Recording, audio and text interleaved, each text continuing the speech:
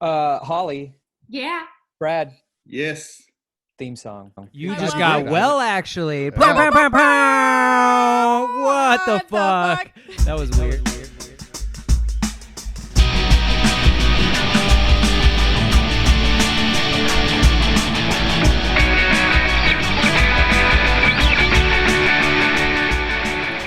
Welcome to Well, Actually, a podcast for nerds who think they know everything about Miss Fisher's murder mystery. There you go. Shit. I'm your host, Kane Holloway. We have, of course, we're going to breeze through because we got a great guest on. So we got the three named Holly, Anna, 1L Bell Brown, Taryn Me Button Half, and Queen Hannah Banana, as well as the cutest co-host, don't call him Bradley, the big Lewandowski, Queen Bradmay Amidala, and Conan the Bradbarian. You got him. You nailed them all. Nailed them all. And then we got our guest, big nerd comedian, you know her, you love her, Jackie Kashian, everybody. Yay! Oh my gosh. You know what? It's called Well Actually, and unlike the Dork Forest, if you expect me to know things, we might be in trouble. Because I tend to rewatch and reread, because it's all a sieve, and I just some stuff. It's sort of like Krill. Is it Krill that I'm thinking of? It just goes through, and then you keep some of it, and you lose some of it. Some of it, and you lose some of it. It's ebbing and flowing constantly. Well, that's your podcast. Like I've obviously know you from stand-up. I've seen so much of your stand-up. I'm a huge fan. I was on a Biden fundraiser with you in October, and I was like, we have to have Jackie on because your podcast, The Dork Forest, in so many ways reminds us of ours. Sure. In I would argue potentially more palatable way. Well, I would say this is like the Dork Forest, I've been doing it for so long. Some people are like, they've taken this idea, and I was like, the idea of nerds? I don't think I own dorks, you guys. I don't think I own being obsessed or being excited about something a lot. No. And we all want to, and there's so many people in the world that we could all do, 1,000 episodes, and we will not have talked to everyone. Nor will we have talked about every issue. So it's super fun. Yeah. And so, but if people want more of it, by God, go find the Dork Forest. Yuck it up. Absolutely. Yeah. I mean, I feel like what you're doing on your podcast in terms of what we're doing is like similar in the sense we're saying, hey, we know that there are nerds out there that are not just your traditional nerd, and nerddom has taken on this own life of itself. Especially, we're thriving in quarantine because we don't have to go outside, so we're on top. Sure. We've had people on like your podcast that like will cover things that are not traditionally nerdy. Like we had an episode on real estate, which, am I a nerd about real estate? I wasn't. Am I now? Probably. Well, and that's the weird thing is that like this week's episode of the Dork Forest is more traditional. But I know some serious real estate dorks who are like, ooh, and then their meddling hands are constantly Zillowing it up. And I'm like, it's not for me, but I'm glad. But that's more true of almost everything. Like I talked to this guy who was the founder of the Penny Farthing Bicycle Club, and he started in London, and he started a polo team on penny farthing bicycles. No. Yeah, and I'm just like, wait. Penny farthing bicycles are the big wheel, and then somebody's either wearing a top hat or a bowler, and then they got the polo sticks, right? And then they. I'm into it. Take out the element of a horse. Those people. I just said those people. Like horses are. Those horse people. They scare the shit out of me. So take a horse out, put two wheels in. Maybe I'm an athlete. Who knows? Maybe. I don't know. Can I ride a bike? I don't know. Now's the time. Yeah, we had on Pete Lee, and it's so funny what people are nerdy about. I will explain the show to some people, and I'll be like, yeah, it's like comic books or movies or TV shows or whatever. And Pete Lee goes, can I come on and talk about air travel? Like, what's the fuck? yeah, you can. I've had a couple of different people sort of explain points and credit cards and stuff like that. Oh, yeah. And, but Pete, Pete Lee's from Janesville, Wisconsin. It's so beautiful, the methane gas at night coming out. That's how he gets his hair so nice and slick. Sleek. Ooh, it's nice. And weirdly enough, dude has recently gotten into surfing. I'm surprised he didn't want to talk about surfing. Well, we had him on before his surfing kick. Oh, there you go. Because and I had people in the Dork Forest about surfing once, and all of my questions, where they started was about parking. Like, how do you? So what? Do you drive? You got to put the thing on your car, or do you just live? Do you just live on a beach? How do you do it? And at no time did I ask them about sharks. And at the end of it, they were like, it was kind of a relief to not talk about sharks. Though 2 weeks ago, Andy Main, Denver comic, talked about orcas. That was her dorkdom entirely. Oh, really? She was a dorka. A dorka, yeah. Whale. Huh?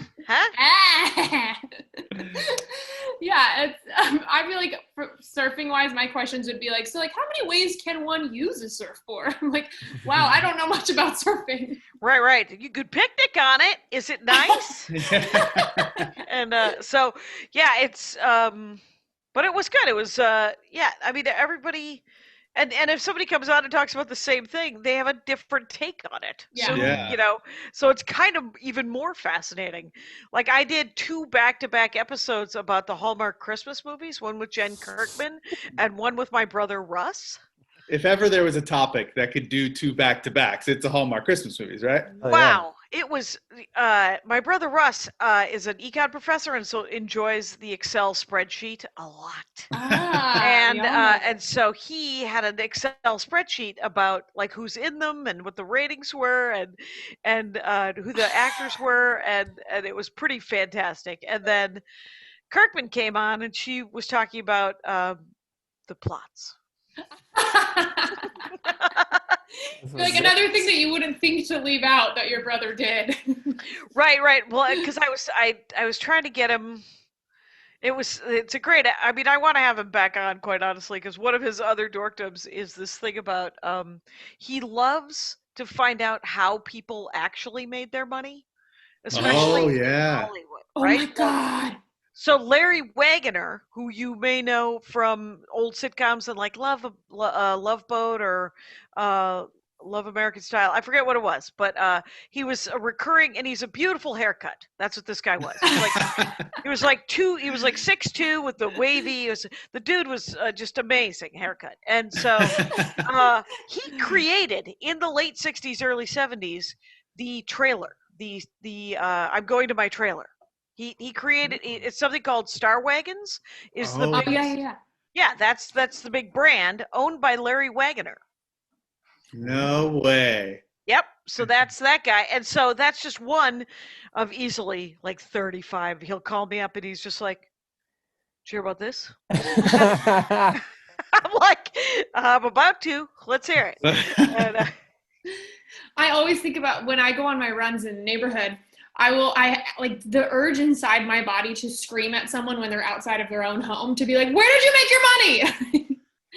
Wow. My brain is like, I need to, I know you will love that episode. You will love that episode then. Yes.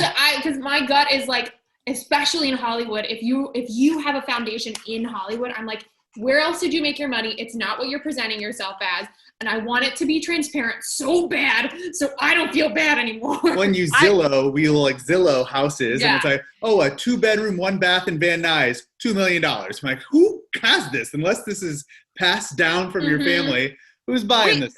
I live in a 2-bedroom, 1-bath in Van Nuys. Yeah? And it is not $2 million. Hey. We did buy it at the top of the market, though, in 2004. Thank you very much. There you go. We were upside down on it for a long time. It certainly isn't worth. I think it's worth like $500,000 now, and we're just like. Nice. And I married into it. Like my husband had a real job at Sony PlayStation, and he was like, I would like to buy a house, and I would like you to help me pick it. And I was like, does that mean we're going steady? And he's like, yes, it does. And then we moved in together, and then we got married, and now it's half mine. But here's the scoop: is we bought it, and then we were upside down in it for a long time, and now it's worth all this money. And you're like, I don't think this is. I don't know if this is based. I mean, you guys just talked about real estate, so I mean, it's all an illusion, you know. It's all, Yeah. you know. So I love having, and it's a tiny. It's literally, it looks like a house on the Monopoly board. It's a tract house. Is it green? Yeah. It's yellow. It's yellow. Nice. It's bright yellow. Ooh. And our neighbor had just probably 5 or 6 years ago painted his house like Pepto-Bismol pink. Oh God. Oh my Wow. God. What is, We were like, what why goes would through you? a brain? Well, I don't know, but we were. I was a little irritated, and then I was like, oh, it's perfect for directions. The big yellow house. If you see the pink house, you've gone too far. Right, we're next to the pink house, and we're yellow. If you start feeling sick, you're near the pink house. Or it'll trigger you to feel better Yeah. instead of having to take it. Yeah. Go Kane. No, Go it's just, Kane. it's really funny because like we haven't talked to somebody who's like nerdy outside of nerd pop culture in a while, and like this whole conversation reminds me of when I worked in loans with a guy who was so passionate about loans in the early 2000s, and then he hires me on and like we would go to the bar, and he would just talk at me. It's like that scene from Wolf of Wall Street where they're just like at the bar doing crack. We didn't do crack, but it was just like that scene where they can't stop talking about the business. About the work. Yeah. It's like hanging out with comics, and then but it's a topic that you don't have any interest in. No. Yeah. But then it's your friend, and you want to have interest. And I'm like, Sarah, I don't give a fuck about your FICO score, but tell me all about it. Right. And the Dork Forest is beautiful because it is 1 hour, and then I'm like, you can keep talking about beads. To Janine Garofalo was like beating, and I'm like, you can keep going, but I'm turning the record button off. It's kind of perfect. Like I had Diva Zappa talking about knitting once, and it was so Zappa-like. It felt like on in character, in the fact that she's like, you know. So I was like, so I don't know anything about knitting, but sometimes I've heard people say they drop a stitch. Do you have to unpeel the whole thing and then redo? And she's like, I don't do that. I think that's what the hat wanted to be. And then, like a couple episodes later, I did Janine Garofalo, and she was talking about how she will undo all the beads to make if she makes a mistake, and then redo all the beads. So it could be, it's like a different angle for whatever. Like this week is Mike Drucker talking about horror video games. Oh, Kane would love Kane. That's a you Kane would love jam. that. Love that. It's and he just wrote an entire book about Silent Hill 2. Oh my God. Wow. Yeah. So, you know, he sort of came on to plug the book, but he also told me about something called, he was the first time he was on, he talked about VR, because he owns all the VR helmets and stuff.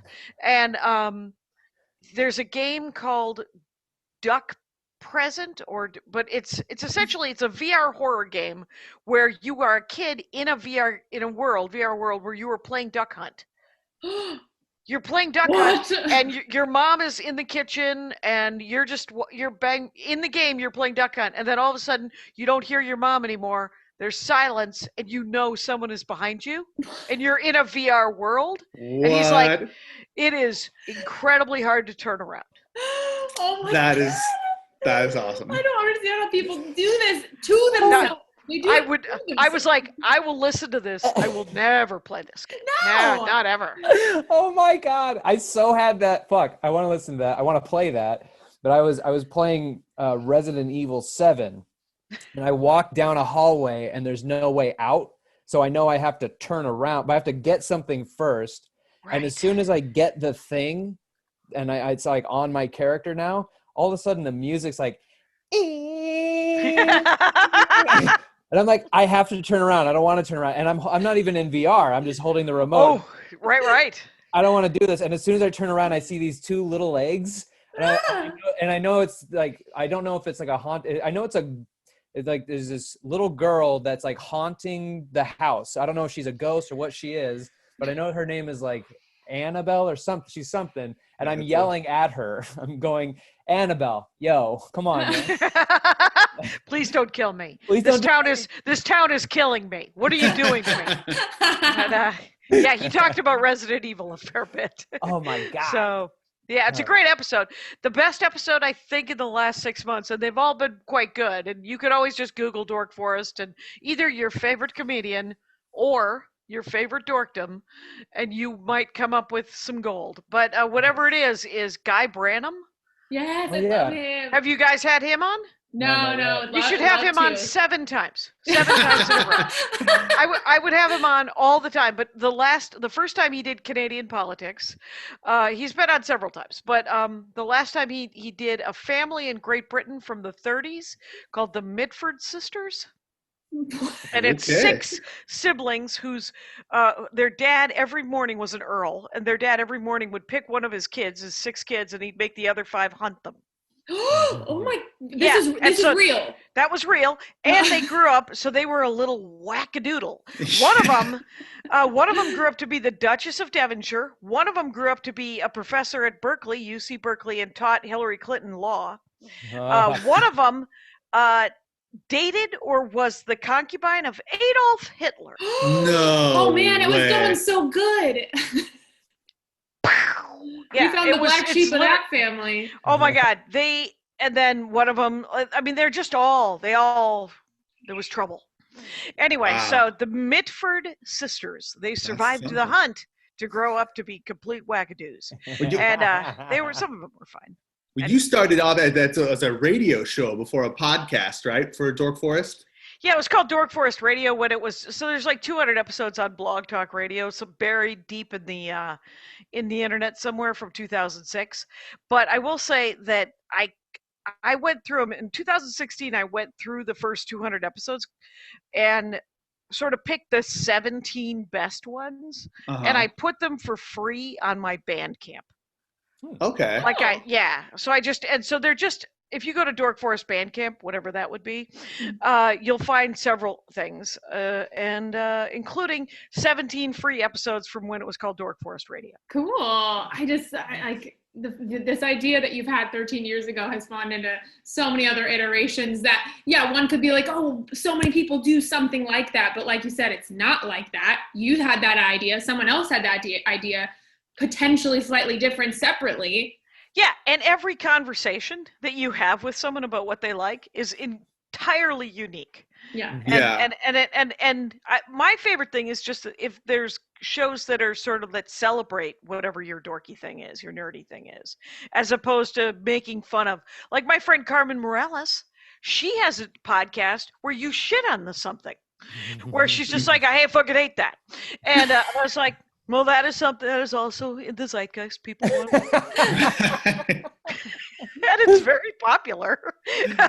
Yeah. But I am like, I would like to, like I did betas, which are these things that kind of look like giant goldfish. Yeah. Betta fish, and the guy with the polo bicycle thing. Those are 2 20-minute. They're just samples that a guy in Australia was like, he doesn't like the name the Dork Forest, so he's trying to sell the Dork Forest as a much shorter, like 20 or 30-minute thing, to Australian radio as a show, and he wants to call it Join the Club. And I was like, you can call it whatever you want. Is there money? If you pay me, you do whatever you want. I don't know if you know this. I haven't done stand-up on the road since March, so I have income issues. So income issues, to put it lightly. Right. It seems the polite way to put it. Yeah. Yeah. I know, we generally, before we get into Miss Fisher, because I know all of us, like, it was like a roller coaster ride to starting Miss Fisher, what we thought it was going to be, and then watching it, we're like, we are in love. But did you end up watching? So you guys all watched it, right? Because I suggested it. Yeah, we watched the first season, and I know initially I was like, oh, it's not for free, so that was my hesitation. But then once both of us looked into it, and all of us were like, no, this feels right. This feels good. She is amazing. But anyway, you wanted to say something before. Well, we have a segment that we call My Fam Has Rats, so I wanted to do that really fast. Please. And so I briefly explained it to you, but it's like something good that happened to you this week or something bad. So my fam would be like, this week I went to my grandmother's and she didn't insult me. I know that sounds crazy, but that is my fam. She literally is my fam, and she didn't insult me for once. She didn't hate my tattoos for once. Right. But my has rats would be that they what's the has rats for you? So when we had all the rain, I guess a couple weeks ago. And at like 4 a.m. one of those nights, our roof was absolutely pouring water and our carpets were ruined. So we've had to deal with that slowly but surely with our landlord. But by deal with that, it's like whenever it happens again, we'll deal with it. Landlord scenario. So, I think we talked about it maybe on the last episode. I think I'm going to nerd out about the weather just for that reason. So I know what's going on. And not knowing, I feel like every time something like this happens, like in the moment, you're like, let's just clean it up. And it's like, no, you should take a video of it so you have it to show insurance. And then we didn't do that shit. So we just cleaned it up. And then our landlord came and was like, it looks fine to me. And I'm like, oh, fine before. Yeah. So it's getting, it's getting okay, but it's been a nightmare. Yeah, that's gross. We have the apartment in our place is like 30 units, and we're like the lemon apartment. Like every couple months, something really weird goes 30 units? Yeah. That's like a people kennel. That's a giant apartment building. Wow. That's awesome. Kane, do you have any My Fam Has Rats? Yeah, we did movie night. We went to the movies. Drive-in? No. I love going to the movies. It's like one of my. I nerd out about. I was actually supposed to go on I explained how much I love the movies to a woman I was supposed to be like on a double date with, who I think initially like didn't like me because she mentioned that she dropped a different date with a different guy to come meet us here at this thing. This is a while ago. Okay. Before COVID. And as we're like, she said there, she's like, yeah, I was supposed to go out with this other guy, but I chose to come here because he wanted to go to the movies. And I'm like, you should have gone out with the guy then. Like, is he still free? I'd rather go out with him. What's he going to see? I don't care. Yeah, I really don't. I don't care.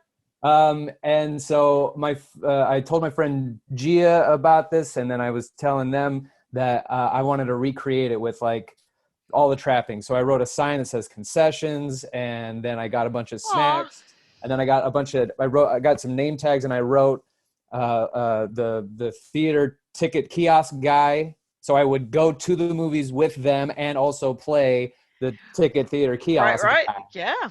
And then Brad, you were the concessions god. Yes. Candy and soda god. Mm-hmm. And you were the ticket taker gal and pointer of the theater. And then we saw the one theater in our home. I was like, you can see yourself to theater one. It is our only theater. We had tickets. Then we also put a sticker on the bathroom to let you know that that's the bathroom. And then, and then since we were in their apartment, I put employees only on their bedroom because that's where they do employee stuff. That's it. And where the records are. That's where the records are. But then Kane made a trailer, like, because that was something that we all, like, Kane had said, I miss trailers. I miss going to the movie and seeing a bunch of trailers. So we all sent Kane 3 different trailers for him to pick from, so we didn't know which ones they were going to be. Yeah. Like 3 per person. And so when we're watching the movie, it was like, honestly, on a wonderful array of trailers, because it was like King Kong, and then we also did a new trailer for the Bob Odenkirk movie, and then we did Crossroads from Britney Spears, and like had everything before the movie started.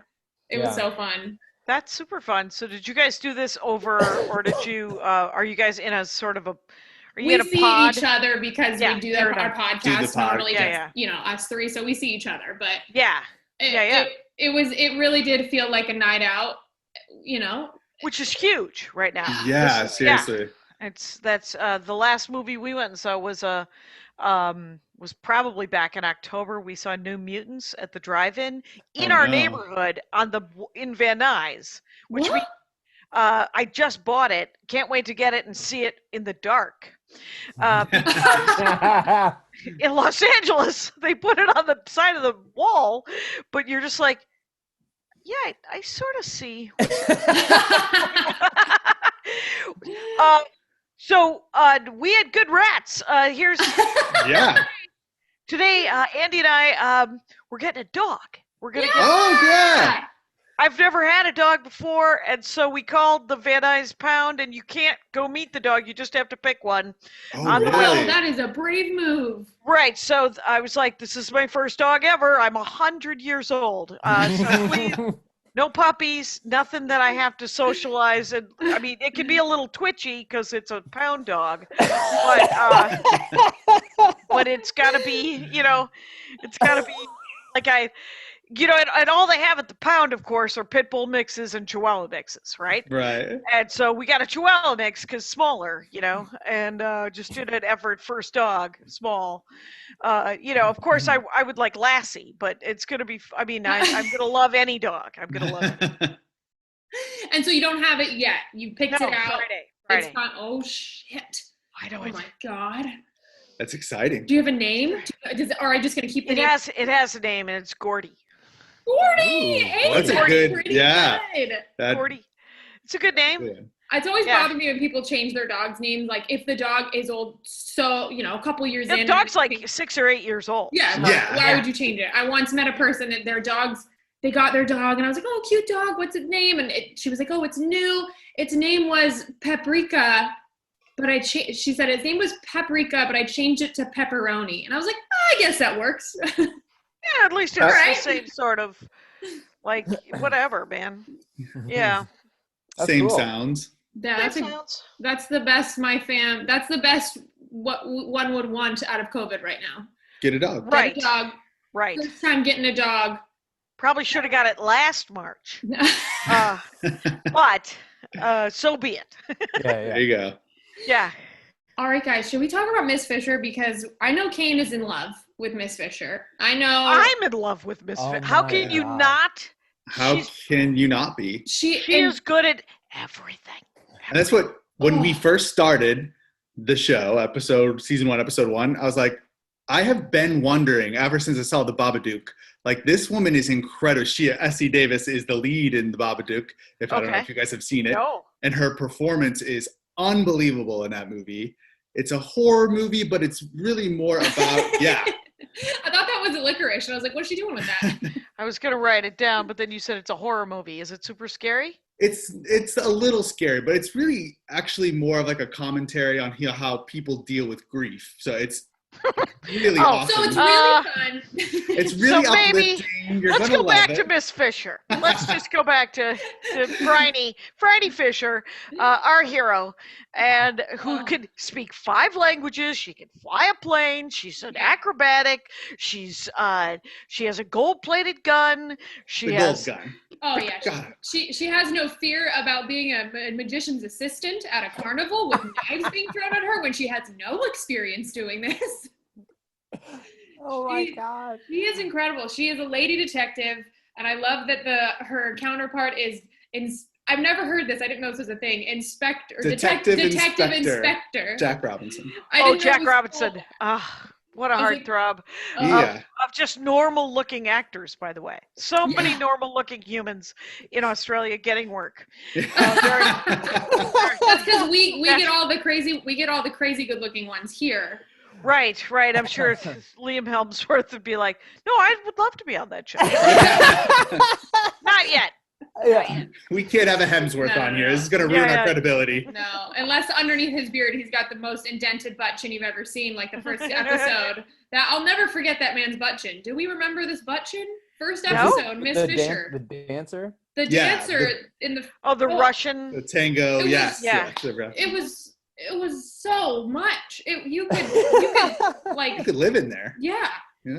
You could, like, he could hold papers in his butt chin. My other favorite thing about Franny Fisher TV show is everyone. You're like, who is she saving this week? Is it the Irish? Yeah. Is it the Catholics? Is it the stevedores? Is it the communists? Yeah. Is it a runaway communist or a runaway young white girl? Yeah. Right. Is it the children? Who is it? Who will Franny help? And also, it's like a true waiting game of like, and who's gonna live in her house again? Like every episode, you're like, you're saving her, people. but she's more. there. Yeah. And that's it. As she has the time to literally save this town every week, she also is like doing the flower festival, teaching the young girls their manners, and then eventually being like, I fucked up. I'm going to teach you guys how to defend yourselves, which was even better. That was awesome. Yep. That episode is crazy.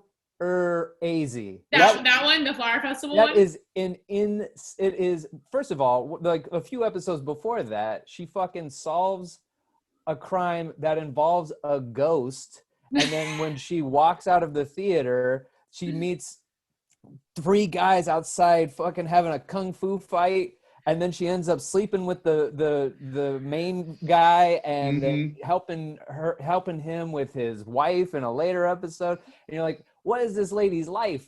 And then that episode, it's like every episode is a little light, even though it's a murder mystery. Like there's some lightness to it. Yes, that's what I love about it, is that it's not like this. It isn't too scary, and it isn't too depressing, but it has like these sort of like pseudo serious topics that are, it's essentially how Will and Grace got everyone to be okay with gay people. Yeah, it's like it's that kind of murder mystery where you're just like, oh, she's bringing up social issues, but it's mostly just her. She gets to fuck that guy. And, yay! Searching for Franny Fisher's next fuck. Oh my God. I have a theory about the men she sleeps with. I was telling Holly about this in text message. My theory is that she only sleeps with the strong men who need her. And since Jack never actually needs her, he's always like disgruntled but playful when she's around.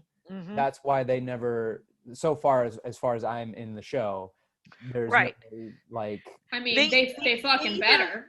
Well, and here's the crazy thing is that I have since read 8 of the books. Oh yeah. Because, and you discovered this in quarantine, right? Entirely in quarantine. Yeah, I tweeted out, I was like, what am I watching?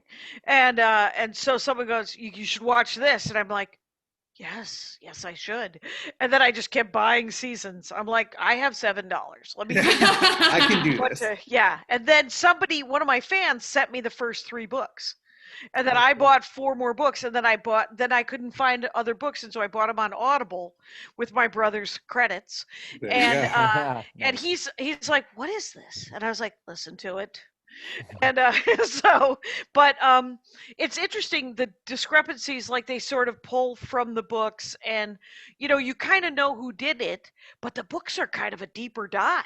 They're a deeper dive into the especially the Audible. They interview Carrie Wood, or whatever the hell the author's name is, and it's outstanding, and that's kind of fun. So there's a little bit of a twist in between the TV show and the movies. Here's what I will warn people: do not watch the movie. Really? Oh, no, we were just talking about planning on doing that. Right, because there's only 3 or 4 seasons, right? How many seasons were there? I think there's 3 seasons, and then one movie, right, or 2 movies. No. What did they drop the ball with in the movie? Heartbreaking. It is. The plot's terrible. They send her to Cairo, and there's not enough screwing around, and there's no wacky. It's all it's they lost their momentum, I think, because it was crowdfunded. Yeah. And they sort of I think they lost their momentum, and don't do it. I needed books afterwards as a palate cleanser. I recommend the books though, because there's 21 books. Oh my gosh, this is like it's giving me like adults Lemony Snicket vibes. Yeah, and if you have a library app.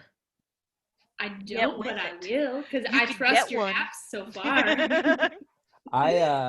What I thought the show was gonna be was they're start the season with a death, and then she was gonna solve that one murder throughout the season. And then you thought it was going to be like that. Yeah, I thought it was going to be like Lost or something, where it was like, we're going to build up this character, and then she's going to maybe be the detective agency. Fucking first episode, she's like, she did it. Also, you're living with me now. And I'm starting to, I like how there is nothing but coincidence involved in the people around. Entirely. Like, there's a painting that somebody keeps trying to steal from her, and is also trying to bump off her taxi driver men. Yep. And come to find out they were all in France at the same time. Right there. Well, and it's interesting because, the coincidences, and it's so funny because I was also watching at the same time a New Zealand Monster of the Week, right? Just Murder of the Week movie, TV show, which I recommend you do next. Out of New Zealand. Yeah. Right. It's called Those other countries. Broken Wood. New Zealand, and I think there's more seasons of that, and then after that there's something called Endeavor, but those are the three good ones, and then I watched like 2 or 3 other ones that were not as good, and I was so full of rage. Anyway, but I'll tell you what I thought, Friday Fisher. We kept waiting for the other shoe to drop because this takes place in 1928. Mm-hmm. 1928, 21 books set in 1928. Yeah, because you know what happened in 1929? World went to hell. I didn't. She had a busy 1928. Yeah, she really did. I know, and then sometimes there would be episodes where she's like, she generally keeps her cool, and then there'd be that random episode where she's freaking out about something, and I'm like, you're not. Why are you freaking out now? Shouldn't you freaked out yesterday when someone had a gun to your head? I want the spin-off series of Dot, Janie, and Mr. Butler. Mr. Butler, all being like, his name's Butler. all being like, should we be worried about her? She is constantly around people who are getting murdered. What's happening to her? Yeah. It's funny. In the books, there's a Mr. and Mrs. Butler. And Mr. Butler. Do they both buttle? They both buttle. He buttles and she rebuttals. No, she's the housekeeper. But here's the thing about Mr. Butler. I remember in the TV show when you meet Mr. Butler, you're like, oh my God, he's good at everything too. Yes. And he's amazing. And then Dot's boyfriend, I love him. Hugh. I love him. Oh my God, he's just the best. His face just makes me happy. His face is the greatest It's face so endearing. on television. But then outside of the show, I was like looking at stuff about the thing in a headshot, and he's like unbelievably handsome guy. Like, they make him seem more like a wholesome, normal guy, and then you're like, oh, you're a crazy. You're a rock star. Yeah. You're like obviously do sit-ups for a living, and then not fair. And then you're also like eat like one meal, and so like super cut. And but in the movies, he's got that round cherubic kind of adorable. Yeah. And then the 2 communist dudes are awesome. Yeah, I love those guys. I know. I love that, like, right out of the gate, first episode, they're like, we're okay with abortion. And I'm like, yes! It's so accepting. Stalin allowed abortions years ago. Right. It's like, and her doctor friend who's clearly gay. Yeah. That's outstanding. That's amazing. Yeah. It's so good. I'm looking at the pictures of Hugh now. He looks like Taron Egerton drinks a lot of milk. That's what he looks like a little bit. I don't know who that is. Well, I can't wait for you to find out and laugh at that joke. Exactly. It's going to be outstanding. I like that there's they play with there's sexual tension between everybody. Like, there's sexual tension between Dot and Hugh, and they can't because of their budding religions. And then there's also some tension between the cabbies. They have a couple fight. Yeah. Right. Everybody has like a weird kind of romancy kind of thing. Mm-hmm. Even her and Dot, where you're just like, it had a little Xena and Xena's redheaded friend kind of vibe to it a little bit. Yeah. Yeah. Remember I remember Xena.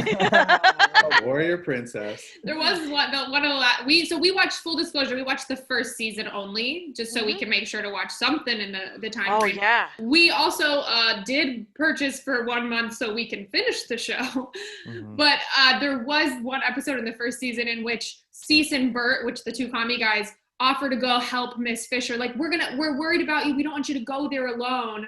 And then she's like, no, I'm worried about you. I don't want you guys to come. And then Dot's like, I'm coming. And she's like, okay. Right. It's You're awesome. like, why are you okay with Dot dying? Because it's so cool because everybody gets treated, as sort of a person first and then sort of a sexual person very soon after. But at least they're like, because Dot's like, Dot gets to be, they have this whole thing like in the early 1900s. There was all the factory workers. They didn't pay the women quite as well as they paid the men, as you can imagine. What? So there was this recurring thing. Shocking. So there was this outcry that women factory workers, they all had second jobs as prostitutes, and they didn't. Wow. And they said that it was that the work itself led to loose morals, but the real reason was they had to work because they didn't have any money and they didn't make enough money doing the factory thing. So they also had to have a second job giving out handies. And so, but in all the newspapers, they were like, women who work have loose morals. And it's the one Friday Fisher I wish they had done. I'm surprised they did it now, knowing that we didn't watch 2 other seasons. I'm surprised they did it. There's plenty of there's a great factory one. Was that in the first season? Yeah, where the woman gets her hair caught in the and the fact that Dot's the best tea. Yeah. She's like, well, there is one thing I have been told I fucking excel at. And she's a great seamstress, and she and she picks up. And in the books, when Dot comes and lives with her, you see Friday Fisher's life is just a disaster. And then all of a sudden she walks into her room and she's like, my stuff is put away. Okay. So Dot's like, I was just trying to be of some use. And because Dot's a lot sort of a little snarkier, a little crunchier in the books. Yeah, she's not that. I do love how they say factory too, in Australian accents. They're like factory. Oh my God, the accents are outstanding. So good. And, welcome to the factory. The New Zealand one, it's so that Brokenwood thing is so hilarious because Brokenwood is this mythical town in New Zealand that had no Lord of the Rings shot there. And there's incredible. And so there's 2 episodes about sort of that. That's amazing. God, that's funny. Oh God, it's too funny. Do they celebrate that fact, or are they like having a crisis? It's like, why weren't we picked? In one of the Brokenwood episodes, there's this tourist company that just makes shit up. They have like a fake Mirkwood, but they instead of spelling it M-I-R-K, they spell it M-E-R-K so that they can't be sued. And so it's like, you're like, what is happening? And then there's a character that they actually call Frodo. No way. Yeah, and he's just kind of he works at the local Jiffy Lube, Frodo. and then Frodo keeps showing up. He's sort of like that guy in Gilmore Girls who always has a different job. Yeah. Oh yeah. So yeah. Oh, Kirk. I think his name is Kirk. That was his name. Yeah. I just started Gilmore Girls in the quarantine too. I never watched it, and now I'm like, but does everyone know about Gilmore Girls? And they do know about it. It turns out they do, and you're just like, so you're a single mom wearing a $75 T-shirt. What just happened? And because I remember because I fucking loved Gilmore Girls. I was like on board with freaking Gilmore Girls, and then even though. If you watch it now, you're just like, who's the parent? Yeah. And, why is there some terrible parenting going on here? The white privilege that they sued and those. Yes. I'm like, I can see how this would have worked then. I totally get why people. I love Lorelai, despite the fact that she is so goddamn tone deaf. I want to slap her across her beautiful, beautiful face. Beautiful. These are good-looking people. These are people Yeah. where you're just like, I'm not particularly gay, but I'm in. Yes. I would love to touch the skin of any of these humans. These are, I mean, Los Angeles is a little bit like that anyway, where you're like, when we would do live shows and there would be someone in the front row and you're like, I can't even look at you. Because you're in this incredibly well put together, and you're dressed. I mean, you look like you don't care. You know, that sort of LA thing where you're like, I don't care. I just happen to be incredible. Yeah. And it's really hard to do stand up if that person is. And it doesn't matter if it's a man or a woman or they them. You're just like, You're so hot, and all of your clothes have holes in them. Right. For some reason, it's just like faded and ripped, and you're just like, no, I just threw this on. I was on Melrose, and I saw that those pants were $330. My favorite episode of season 1 is the train episode. With the windmill. With the windmill. Yeah. I mean, well, I was gonna bring up, man. I mean, we might as well. Okay, I want. It feels bad to be spoilery, right? Yeah. Like we don't want to. I want you guys to watch it, but I love how much Franny cares about her community as well. Like in one episode, she's hired to find this dock worker's missing daughter, all of the workers are on strike and no one will cross the picket line. And then when she solves the whole mystery, which gets a little sexy at the end of it, and then she uses that leverage to help and end the strike. Why does Franny give a shit? But she does. She's like, let these men work. Yes. It is literally, I remember watching it, and my husband's a game designer, so he's watching it going, her character is maxed out on every. Yeah. Yes. Like she has charisma, she has strength, she has intelligence, she has wisdom, she has constitution. She has understanding for other people's plights. Right. Empathy. She's got all the cheat codes. She has used all the cheat codes that I use in the Sims that I use. Mm-hmm. So that I don't have to worry about them. I'm like, listen, Franny's got it covered. She's got a gold gun. Yeah. She will fuck you and then shoot you. Right. She won't Which sleep I would also with do the in bad guy. Sims. In one of the books, she's one of the bad guys, and she's like, I get a bad vibe off of that guy, but he is handsome. I can't have sex with him. Getting a bad vibe off of him. So she won't have sex. She never has sex with the murderer. Good. That's obviously in every episode. Like I would say, bare minimum, there are like maybe 2 episodes in the first season she doesn't sleep with somebody that is you as an audience. You're like, are they a suspect?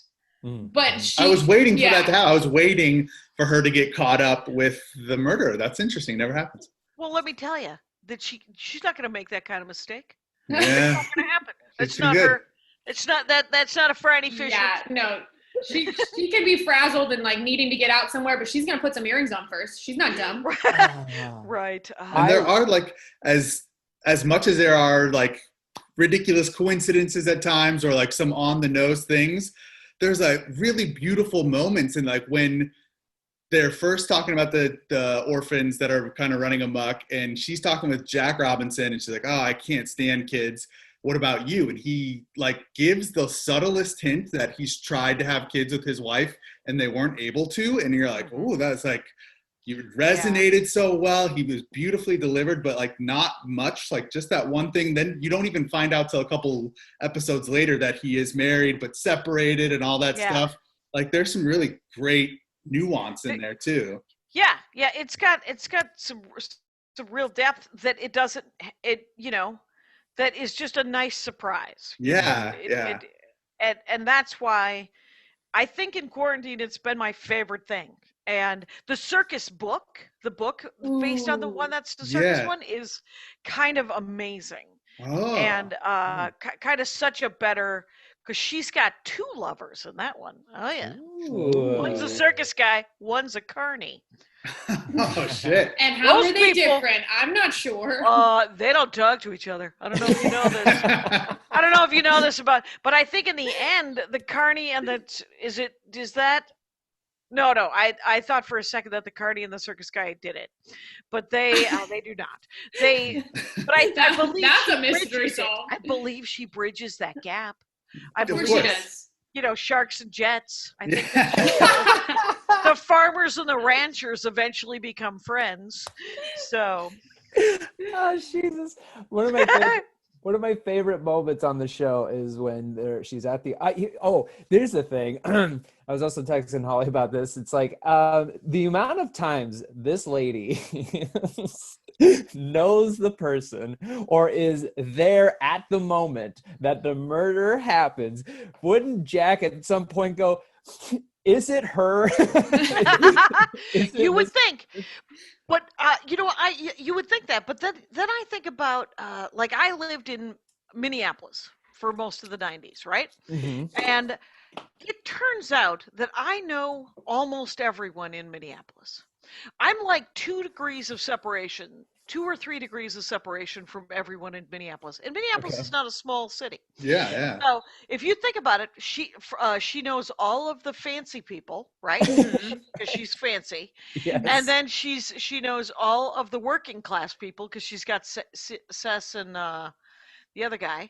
Oh, yes. Yeah, and then and she also knows a lot of the housekeeping people because of Dot and her, her connections, all the Catholics because of Dot, all the Protestants because of Hugh, all the cops because of Jack, right? Like when you think of the circles that Right. she is actually going to be. And then did you guys see the Seaside one yet? Where she's like, we're not gonna do anything. There's not gonna be any crimes. Let's go on vacation for a week. No, we haven't. Oh my god, that feels like an episode of Friends when they go on vacation somewhere. You're just like, fuck yeah. Yeah. Get in the car. Car. Oh my god, her driving. That is hilarious about the. And so the movie. Because Jack, the guy who plays Jack Robinson, is actually a really good actor. I think he raises the tone, and everybody else tries to kind of, and she grows into it. Like her acting is like, it feels like she's a good actress and he's a good, like they're at this level, and they bring everybody else. And then obviously in Australia, they're just bringing the best theater actors they've got. Yeah. To be all the seconds of the extra characters. Yeah, even the woman who was like the town drunk and like her son, like when he's in the jail and tells her that her son had died in jail and they couldn't reach her reaction is incredible. She's just delivering it all out of like, Ned, you're right. It's all the theater actors going in there and just being like, hey, I don't care if I have 10 lines. It's going to be the best 10 lines you've ever heard, and here we go. It's actually an excellent, you're just like, yeah, we should all put this much into our work. As these people have clearly wanted to do. But it's interesting seeing how the budget differences between what we make here versus there. Like you can, especially in the beginning of the show, not so much towards the end of the first season, but in the first 5 episodes, I will say that was something I noticed was very visibly was the budget felt small. Mm-hmm. Like everywhere they're filming is close-ups on the rooms. It's not like you're seeing a ton of wide shots. You're not seeing landscapes. Like you don't get to know Australia the way that they talk about it. But then by the 5th episode, you're like, I don't care. No, you don't care. But yeah, you're right. I mean, when you look at Franny Fisher, the Miss Fisher's murder mysteries, next to, let's say, Bridgerton. Right.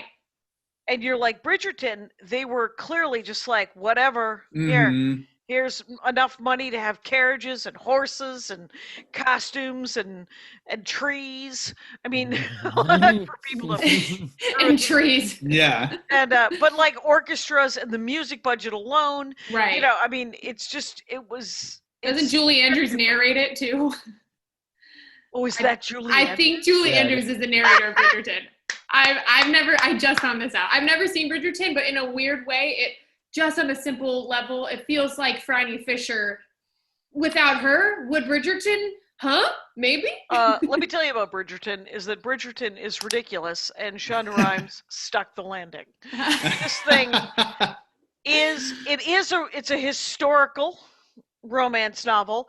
There's historical romance novels, and then there's historical romance novels. Yeah. And this is the one that doesn't really care about history, and but it doesn't matter, because weirdly enough, I read those books, the Julia Quinn books, the Bridgerton books. Ooh. And so this first season, I hope they keep going. Not a spoiler, you guys, but if they do a second season about Anthony, he's afraid of bees. Anyway, so Julia Quinn is an absurd writer of romance novels, right? She writes, and it's very. They're sort of as funny. They're as funny as I've found romance novels to be, right? They're not. These aren't comedians. It's not Meryl Marco writing a romance novel, who was the head writer of Letterman, and you should read all of her essays. But they're just sort of quirky. They're comedy of manners, kind of, but more so. And then it's got a shit ton of sex in it. Right. So Bridgerton is actually. And it's very beautiful. It's very beautiful. And the only thing I would say, because the way they cast it just without regard to race, right? Mm-hmm. So, which is great. There's one scene in it, and this is a friend of mine who is black pointed out. They said if they're not going to address race, they don't address race. There's one scene where Lady Danbury addresses race, and you're just like. Well, you just opened Pandora's box. Right. You don't have to talk about it. And they never do. And it would have been better if they hadn't, but Lady Danbury is a fucking rock star, so who cares? Anyway, so that kind of name, I believe it. Yeah. That feels like go ahead. Well, that feels like The Great. Did you ever watch The Great? No. What you're describing is I think it's Elle Fanning and Nicholas Hoult. And he is the king of Russia, but everyone has British accents, and everybody you're cast based on your acting skill, not based on your race. So there's black people and there's Hispanic people, and it's not addressed. It's like I'm the king and you're my serfs, and you do as I please. And then Elle Fanning's character is trying to overthrow and become the great. Yeah. And it's based on a true story, but they just cast actors. But they just cast actors, and rather than go, well, we're going to have to do a story about the fact that this character is black or whatever. They're just like, but we're telling a story and we want you to be good. Yeah. Yeah. So you're right. It would throw you off if you're like, well, I thought it didn't matter. Yeah, I thought we weren't doing that. Yeah. I thought we were just looking at people as meat bags. I just want to see them fuck. I just want to see really good-looking people of all different kinds of sausage casing. Do it. And so... yeah. That's the best pitch or sell for Bridgerton I've heard yet. Yeah. It's so bunch funny. Of meat bags, slapping together. Bags, doing it. Yep.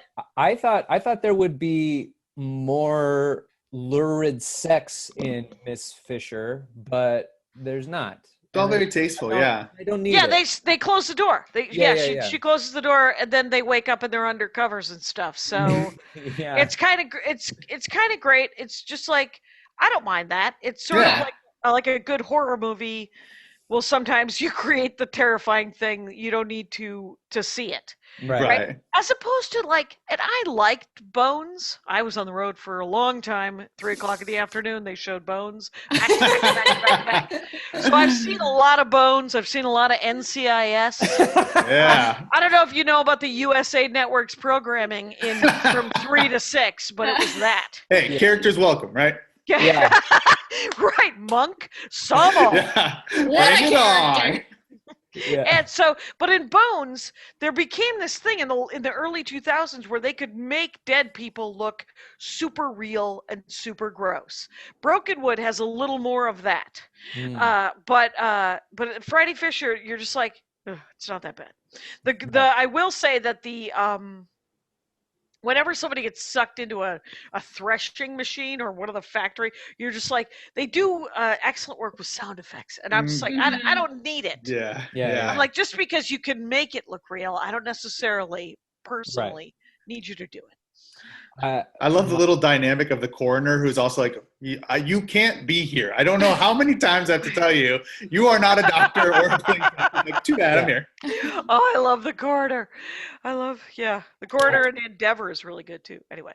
I love my favorite scene ever it's all one scene. So Franny and Jack and I think Dot are all at the play, and then the main actor dies when we find out later of like an opioid overdose.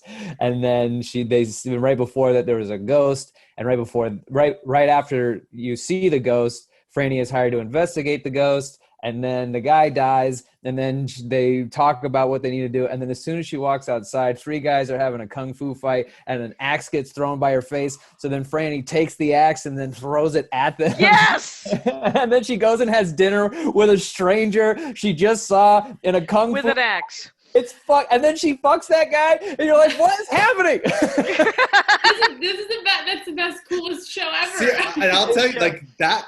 At that point in the show, I was starting to be like, "Oh, I think I get what's going on." Then that episode happened. I was like, I was wrong. You got a ghost in here now. Karate, right? And then the guy's mom's like talking shit about her, and then she comes back and like, "Oh, I can speak Mandarin, bitch." I was like, it just keeps getting deeper, and I love it. When she spoke Mandarin, Andy Ashcraft lost his shit. He was like, of course she speaks one of the Chinese dialects.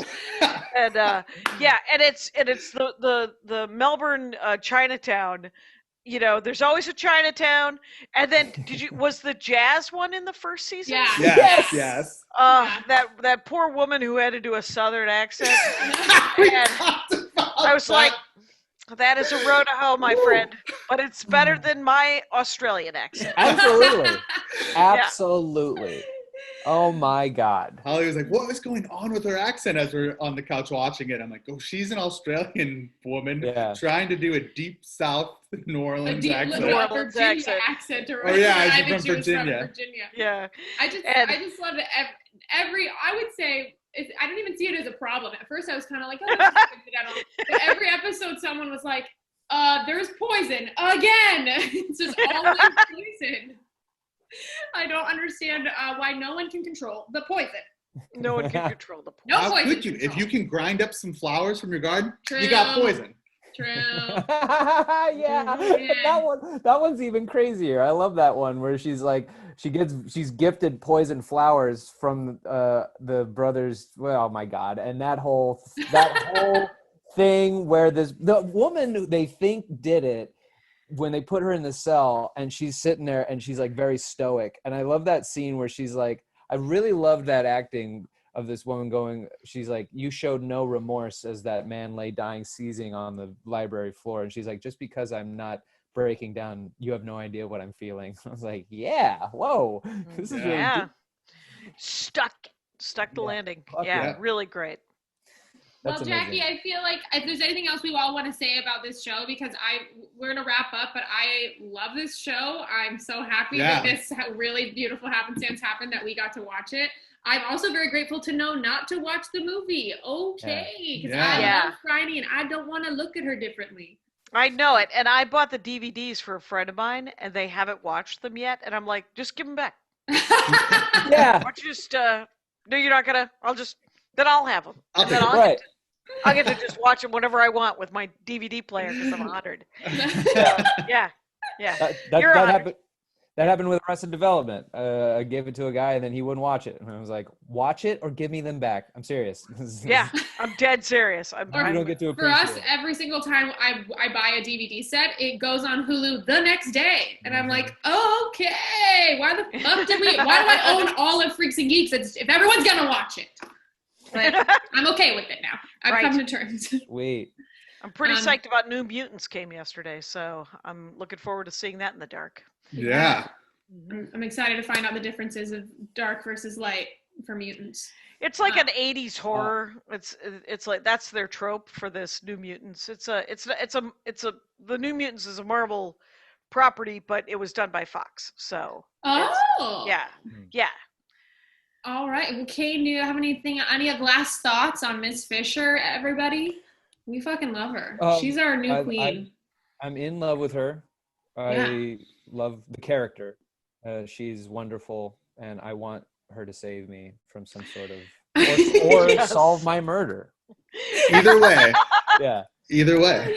Well, Kate, you just can't be involved in some way, or she won't fuck you. That's Absolutely. all. Exactly. Right. I'm gotta be You're squeaky innocent. clean or dead. You have a chance to get laid. There you go. Yep. There you go. Man, our judicial system needs to take a cue from Franny Fisher, how she works. Yeah, hell yeah. If you're innocent, reward. People might sleep with you. Yeah. People Guilty? might sleep. You're not getting any. So sad. Bummer. Yeah, we love this show, and definitely gonna check out what remind us is Brokenwood. Brokenwood, New Zealand. Definitely gonna check out Brokenwood. Oh yeah, that sounds great. And when I'm horny, I'll watch Bridgerton. So. Oh yeah. No. You will not be disappointed Or with any of that. Yeah, the great has a lot of fucking in it too. Oh, A good. lot. Oh, nice. Yeah. Okay. That's our show metric So we've now. got in the our quarantine. period piece fuck pieces as well. Yeah. Got them lined up. As we all wait for our vaccines, we got another couple of months here. So yeah. Nothing better than a restoration porno. Oh man, thank you so much for being on. Thank you, Jackie. You were so great, and Thanks for having me. we love you. So thank you, and you're welcome literally anytime. Yeah, Dork Forest. Oh yeah, I'm everybody back, listen. you guys. I'm back. Wait, what just happened? Welcome anytime. Hilarious. Yeah, now we're gonna talk about Bridgerton. And next up, it's Hot Wheels.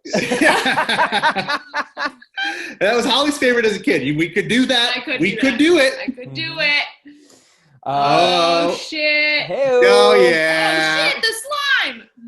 No, this is a character car, and this is Winnie the Pooh as a vehicle. This is not the car that Winnie the Pooh would drive if Winnie the Pooh drove a car. This is the car that Winnie the Pooh would be if Winnie the Pooh were a car. That makes sense. I love it. There's 1,000 of them, and that one, and I think this is my other favorite, which is Bugs Bunny. Oh, That's accurate great. as hell. I would like to drive this car. Yeah, right? Who doesn't want that Listen. business Oh my happening? God. Man. If people put eyelashes on their bugs, no pun intended. If people put eyelashes on their vehicles, you can have buck teeth on yours. Yes. Right. of Like course. here's Maleficent. Wow. Perfect. That's Another Almost incredibly very accurate. Batman-esque.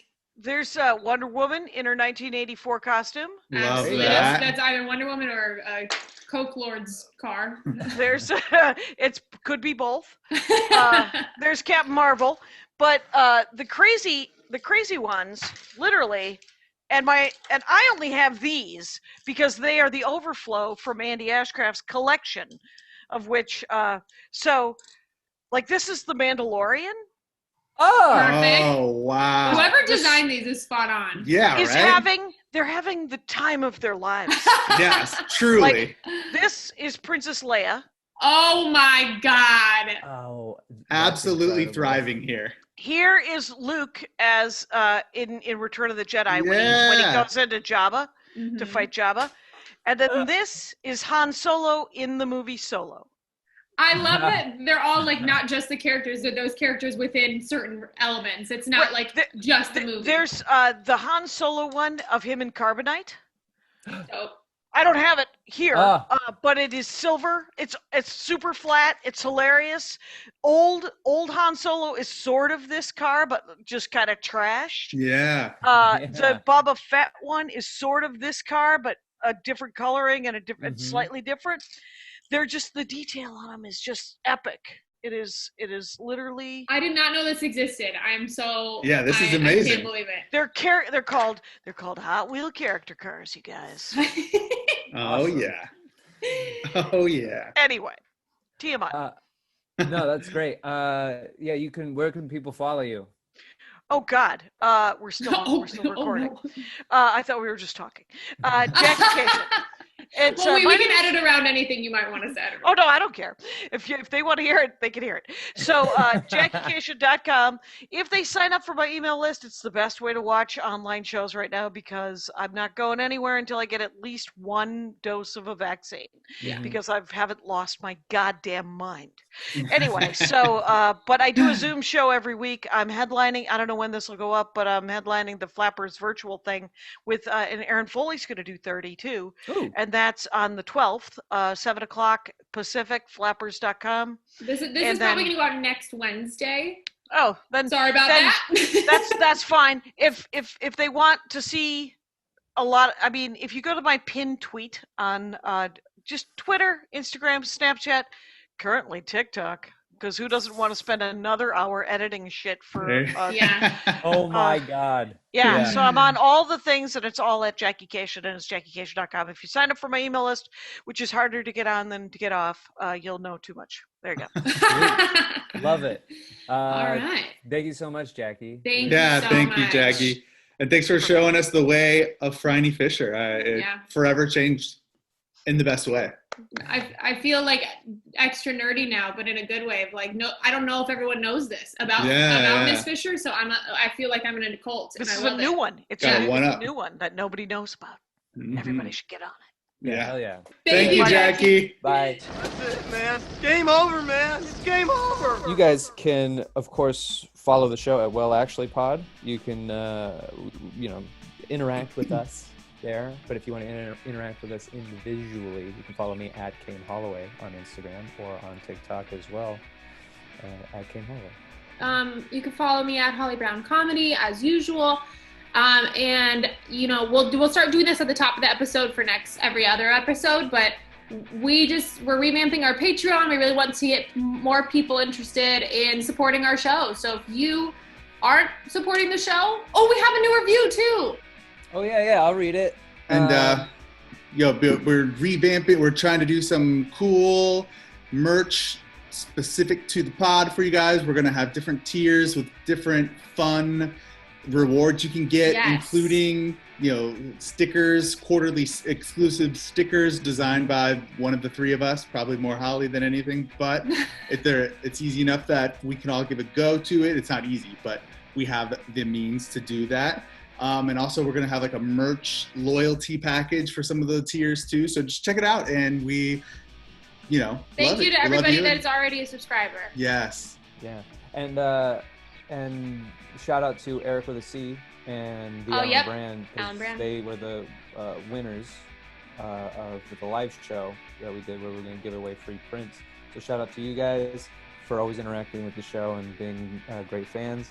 And speaking of great fans, we got a 5-star review. It says B-Rad, and it says WAP provides an array of sexy nerds and on upping each other again and again. I wish I could watch good bad movies with these three.